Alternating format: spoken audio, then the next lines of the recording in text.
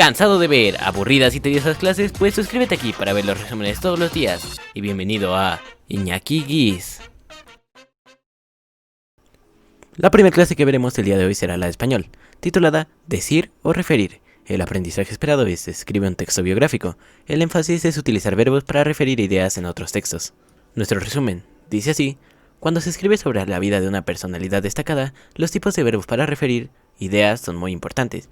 Las biografías se elaboran a partir de la vida y hechos de un personaje que haya sobresalido de entre los demás, y los verbos sirven para incluir una cita textual, una frase o una idea que te ayuda a darle coherencia a este tipo de textos.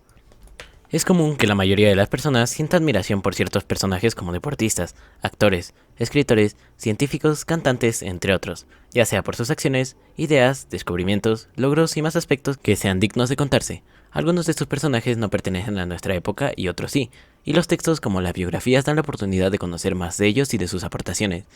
Dado que las biografías se nutren de otros documentos, es importante saber cómo citarlos para que formen parte de la escritura. Es por ello que, en esta sesión, conocerás el uso adecuado de los verbos.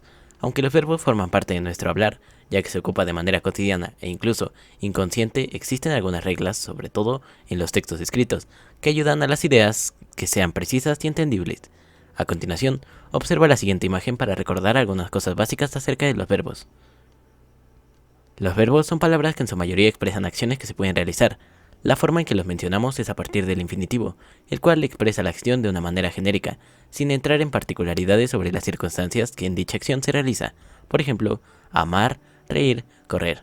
Para utilizarlos solemos conjugarlos. De ese modo, el verbo podrá expresar quién realiza la acción, número, si es singular o plural, el modo y el tiempo.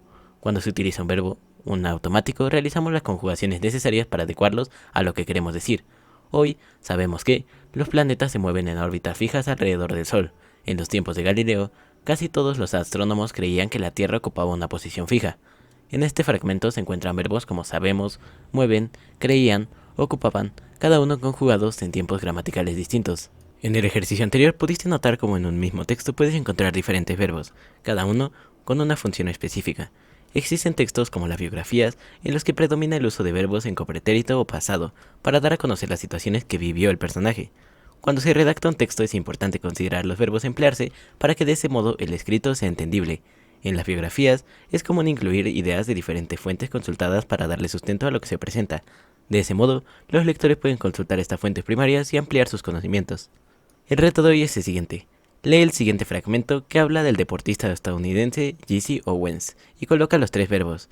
Dice, afirma, explica en el lugar correspondiente.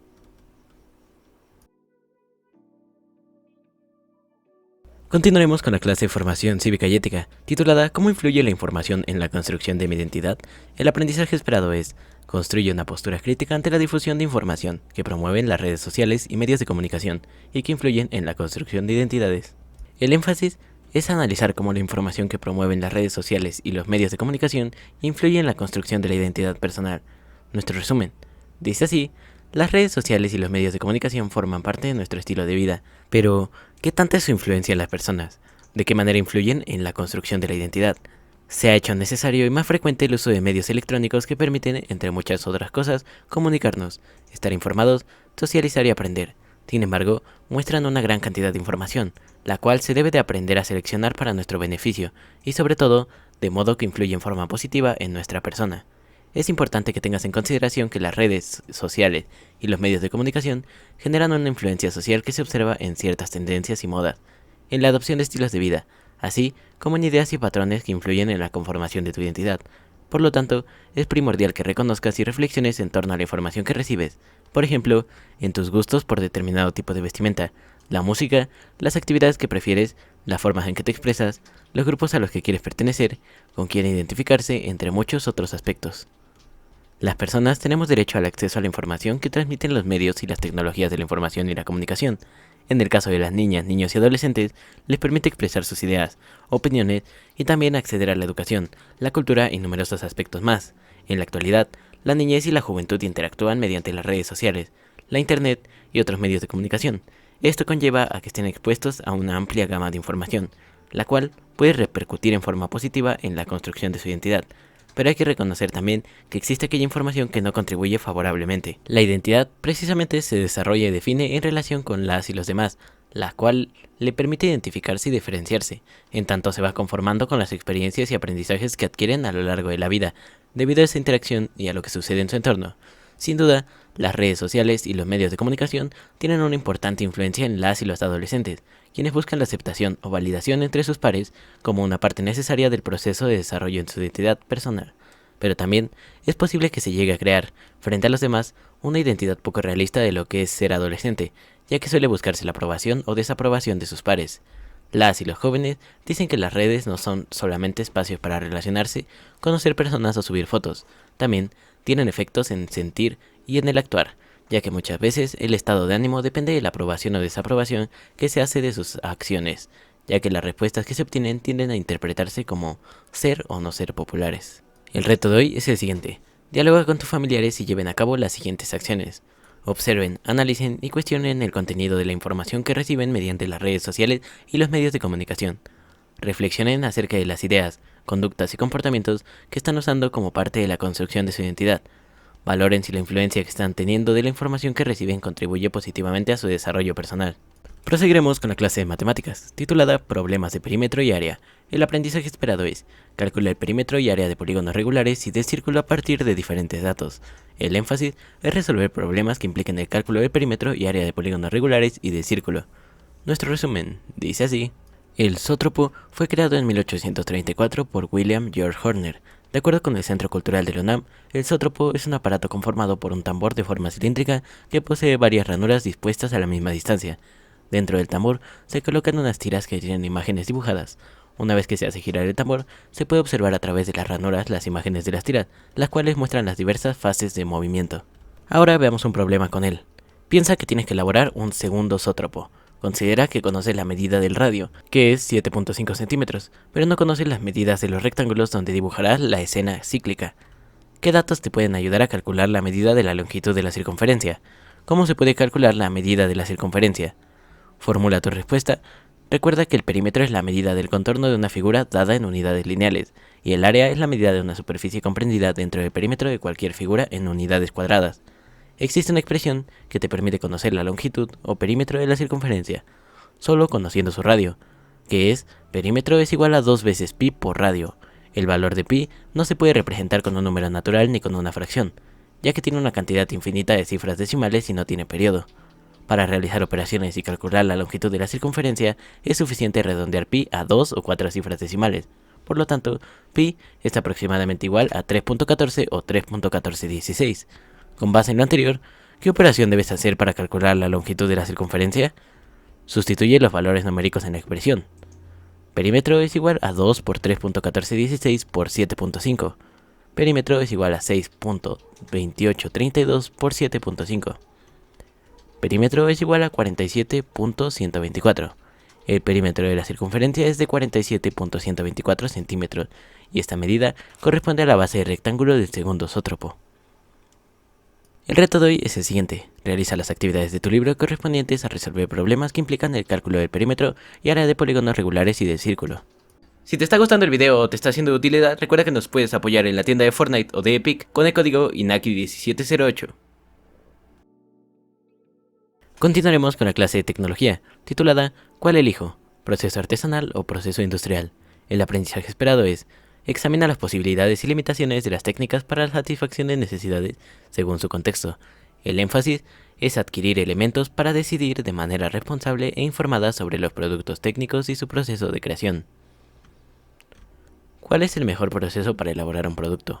¿Artesanal o industrial? El proceso artesanal es la elaboración de objetos que se realiza de forma manual y generalmente se utilizan máquinas y herramientas de mano. Se trata de la manera más antigua de producir cosas y generalmente requiere de ciertas habilidades técnicas que se van transmitiendo de generación en generación. Este tipo de producción se suele realizar en pequeños talleres familiares o en comunidades. Para su creación se utilizan materias primas naturales. Las características del proceso artesanal son: la producción es a pequeña escala, requiere de habilidades manuales y técnicas aprendidas. El productor o artesano conoce y participa en todo el proceso. Se utilizan herramientas de mano. El tiempo invertido en la elaboración es mayor en comparación al proceso industrial. El volumen de la producción es generalmente reducido, pero también el producto es único. El proceso artesanal se destaca por su organización técnica, en donde todo el proceso es conocido y realizado por una sola persona.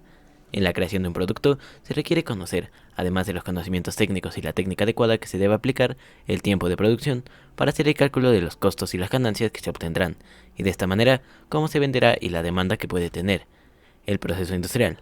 Se sirve de una serie de procesos, métodos y técnicas de tratamiento, transformación o modificación de las materias primas, como su tamaño, su forma o su color, con intervención de mano de obra calificada, así como el uso de maquinaria, para la fabricación de un determinado bien o producto.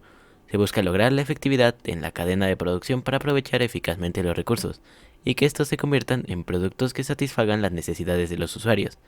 En la producción industrial, el uso de máquinas es común, y el proceso es realizado por varias personas, quienes se encargan de una sola parte del proceso, y es muy probable que las personas que intervienen en la elaboración de un producto desconozcan todo el proceso. Por mencionar ciertas características del proceso industrial se tiene que la producción es en serie, es mayor volumen, se realiza en menor tiempo y puede atender a las demandas sociales en menor tiempo y costo. Algunos de los tipos de procesos industriales son: proceso industrial por flujo continuo, proceso industrial que, para un mayor rendimiento, produce las 24 horas sin parar, proceso industrial por lotes, proceso que, ayudado por algún tipo de molde o plantilla, lleva a cabo un mayor volumen de producción, proceso industrial en masa, producción de miles de artículos que son trabajados mediante ciclos de producción y ciclos de descanso. El reto de hoy es el siguiente: reflexiona sobre las consecuencias ambientales que pueden afectar con algunos de los procesos, ya sea artesanales o industriales, para que de manera efectiva puedas tomar una postura informada ante cada uno de ellos. Anota tus conclusiones. Y finiquitaremos el día de hoy con la clase de historia, titulada Las culturas de Occidente. El aprendizaje esperado es: identifica los principales rasgos culturales del clásico temprano, así como algunas características de las culturas más representativas del periodo. El énfasis es reconocer a las culturas de Occidente como contemporáneas a Teotihuacán y Monte Albán y sus principales características. Nuestro resumen dice así: el área mesoamericana, conocida como Occidente de México, comprende los actuales estados de Sinaloa, Nayarit, Jalisco, Michoacán, Colima y Guerrero. Los límites geográficos cambian con el pasar del tiempo, por lo que en ciertos momentos de la historia de Mesoamérica también abarcó partes de Guanajuato, Aguascalientes, Zacatecas y Durango. Los testimonios orales son una fuente muy importante para la construcción de conocimiento histórico, porque facilitan el acercamiento a las experiencias humanas del pasado, es decir, a las formas en que se rememora. Además de volcanes como el del Fuego de Colima y el Ceboruco de Nayarit, se pueden encontrar lagos como el de Cuitzeo, Pátzcuaro y Chapala. Aunque se trata del área mesoamericana de mayor tamaño, es probable la menos conocida. Durante mucho tiempo, los especialistas la relegaron a un lugar secundario en las investigaciones, en gran medida porque carece de la arquitectura monumental característica de las grandes ciudades del México antiguo. Los estudios más recientes han permitido revalorar el occidente de México como una zona de gran importancia y complejidad en la historia mesoamericana, que albergó varias tradiciones culturales, una de ellas la llamada Tumbas de Tiro, la cual se distingue por sus ofrendas en las que abundan figuras humanas de cerámica, que muestran una gran variedad de tocados y peinados. Continúa con la cronología de las culturas más importantes del occidente. Entre ellas se destaca la Capacha, la Techitlán, la Aztatlán, la Tarasca, mismas que, gracias a la gran diversidad ecológica del territorio, establecieron relaciones de intercambio cultural y de circulación de materiales como la turquesa. El litoral del Océano Pacífico fue eficazmente aprovechado y permitió, vía marítima, la comunicación con regiones tan lejanas como Sudamérica.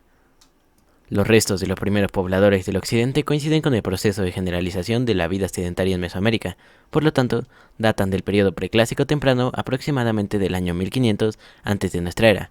Estos primeros establecimientos carecían de escritura y registros calendáricos. Su organización social era jerárquica y su repartición territorial se basaba en el parentesco.